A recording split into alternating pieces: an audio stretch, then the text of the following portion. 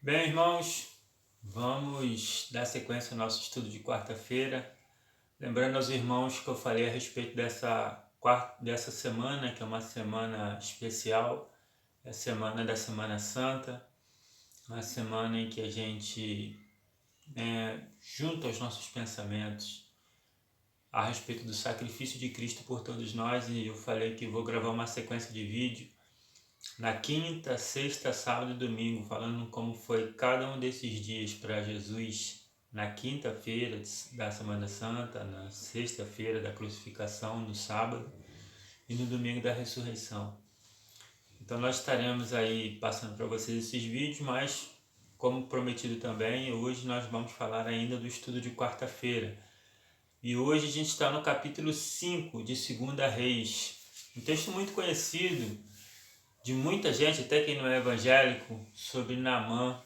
Naamã, ele era um general sírio que, quando saiu das tropas de Israel, ele saiu levando uma menina presa. Naamã era um general muito poderoso e o rei gostava muito de Naamã. Só que Naamã tinha um problema, Naamã era leproso.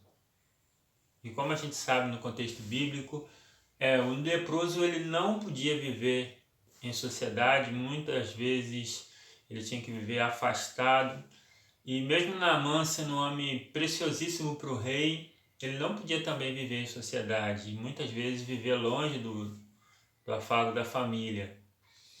Mas essa menina, ela fez a diferença, ela falou na casa de Naamã, mesmo sendo escrava, mesmo sendo levada cativa, separada dos seus parentes, ela fala para a senhora, para a esposa de Naamã, que se Naamã estivesse diante do homem de Deus de Israel, ele ficaria curado da lepra.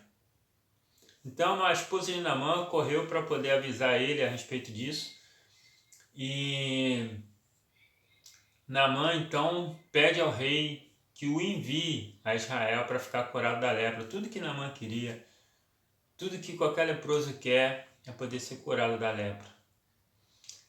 Uma doença que hoje já é difícil curar, imagina naquele tempo, não tinha cura. Então Naamã pede ao rei, e o rei, como gostava muito de Naamã, deu uma verdadeira riqueza para Naamã levar para pagar o benefício dele ficar curado da lepra. Deu uma carta pedindo de um rei para o outro rei, do rei dos sírios para o rei de Israel, pedindo a cura de Naamã, e deu uma quantia muito grande, como eu falei, de dinheiro, de roupas, que roupas também eram muito preciosas naquela época. Eu sei que passava de milhões, era coisa assim de milhões de dólares, no dinheiro de hoje. E Naamã foi com essa fortuna, ele foi até o rei, e chegou até o rei, ele apresentou a carta, e quando o rei leu a carta dizendo que estava pedindo o favor de curar, o rei ficou irritado e rasgou as suas vestes com raiva e falou assim: eu por acaso sou Deus para curar as pessoas de lepra? Esse rei está querendo algum motivo para brigar comigo. E Eliseu soube de tudo isso, Eliseu, o homem de Deus, soube de tudo isso, e mandou um recado para o rei dizendo assim: olha, manda ele vir para mim, que eu vou provar que existe Deus em Israel. Então ele é direcionado, Naamã é direcionado para a casa de Eliseu. E quando chega lá, Eliseu não vai receber Naamã na porta, manda recado. Eliseu fala assim: olha, manda ele mergulhar 7 vezes no rio Jordão e ele vai ficar curado dessa lepra. Então Naamã fica muito furioso, muito frustrado, muito constrangido com aquela situação toda. Ele vai com uma comitiva, ele vai com bastante gente, chega lá, ele fica esperando Eliseu aparecer. Eliseu simplesmente não aparece. Ele fala: olha, eu achei que ele ia vir aqui, ele ia ficar em pé diante de mim, ia aclamar o seu Deus, ia colocar a mão sobre as minhas feridas e ia ficar curado, e ele nem sequer veio olhar para minha cara. Isso não tá certo não, eu vou embora. Existem rios melhores lá na Síria, rio mais limpo que o Rio Jordão, e eu vou mergulhar aqui? Não, isso que ele fez é uma desfeita, eu vou embora. E saiu com a comitiva dele. E aí os seus mais chegados aproximaram e chamaram ele de pai, né? Detalhe, chamou de pai. Pai, olha só, se ele te pedisse uma coisa muito difícil, você não faria? Sim, faria.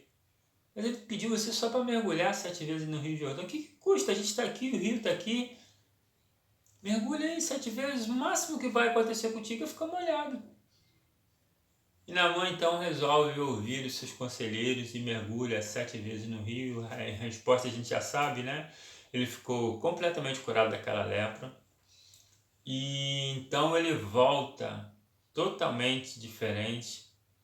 Então ele chega até a porta da casa de Eliseu e Eliseu o recebe. E ele insiste muito com Eliseu para dar daquela parte daquela riqueza que ele levava. E Eliseu fala assim, não, eu não posso receber nada por fazer cura. Olha aí, os falsos profetas de hoje em dia, né? Eu não posso receber nada pela cura, por curar. Eu não posso receber nada por fazer a obra de Deus. Então, Naamã insistiu muito, mas Eliseu não quis receber. Então ele pega e faz um pedido especial a Eliseu. Ele pede para levar um cesto de areia de Israel para que ele pudesse ter lá na terra dele uma terra de Israel, a terra santa. E dizer que todas as vezes que ele for clamar por algum Deus, ele vai clamar pelo Deus de Israel, porque só em Israel existe Deus. E ainda pediu perdão se o rei dele pedisse ele para se inclinar diante do Deus dos sírios. Mas ele estaria se curvando fisicamente, mas não de coração, porque ele sabia que só existe um Deus, o Deus de Israel. Então Eliseu despede e fala, vai em paz, não esquenta a cabeça não, vai tudo bem. Foca nisso, busque ao Senhor, porque só o Senhor pode te atender. Mas Geazi, que era o menino do profeta, né, o moço do profeta, o aprendiz de profeta, ele ficou impressionado com todo aquele dinheiro e aquelas roupas e tudo mais. E ele falou assim, não, eu não vou deixar esse camarada embora sem dar nada. Com tantos milhões indo embora, uma riqueza muito grande indo embora, o profeta não aceitou nada, não, eu vou. E aí ele corre atrás da comitiva de Naamã. Naamã então percebe que é Geazi e desce e fala assim, aconteceu algum problema, tá tudo bem? Ele, não, tá tudo bem. É que chegaram 2 filhos de profeta lá, e Eliseu não tem nada para oferecer para esses filhos de profeta. Tem como você dar um talento de prata? E olha que talento de prata, no dinheiro de hoje, um talento de prata custa $60.000. E Naamã falou assim, não, leva 2 talentos, ou seja, $120.000. E leva também 2 roupas. E o troço era tanto, né, parecia pouco, mas assim, falando é pouco, mas era tanto que Naamã dispensa 2 funcionários para levar essas coisas na frente de Geazi. Geazi vai atrás, os homens vão levando até o lugar onde Geazi manda guardar. E Geazi volta para a presença de Eliseu. E Eliseu perguntando, Geazi, onde você foi? Ele falou assim, não, eu estava por aí. Ele falou assim, não estava meu coração contigo quando você foi lá na mãe e pediu aquelas coisas? Era ocasião, Deus faz um milagre, é ocasião para você se aproveitar disso e pedir dinheiro. Eu poderia pedir aqui, mas eu não quis pedir porque isso é trabalho de Deus, é exclusivamente de Deus. Não é motivo, não é hora para arrumar dinheiro em cima disso. Ele fala, olha, por castigo, a lepra de Naamã vai passar para você e para os seus descendentes. E a Bíblia diz que naquele mesmo instante, Geazi sai da presença de Eliseu branco de lepra. Esse texto tem muitos pontos que a gente pode refletir. E um dos pontos mais bonitos, um dos que eu gosto mais, é sobre a atitude dessa menina na casa de Naamã.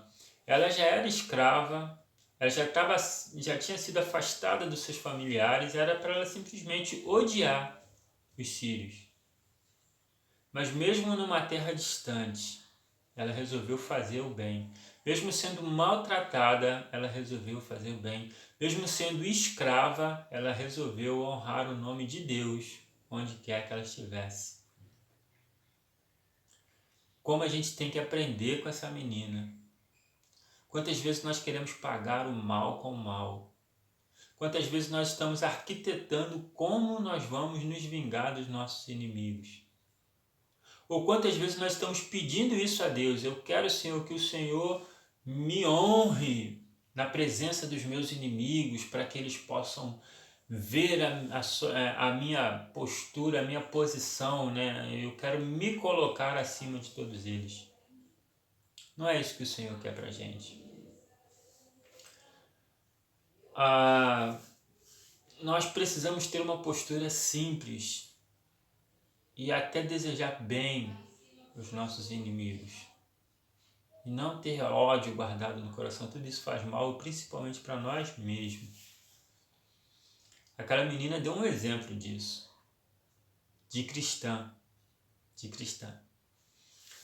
Outra coisa muito interessante que a gente vê no texto, Naamã, ele chega e ele já tem uma ideia de culto preparado, né? Eu quero que o Eliseu saia, fique de pé, clame ao Senhor e toque na ferida.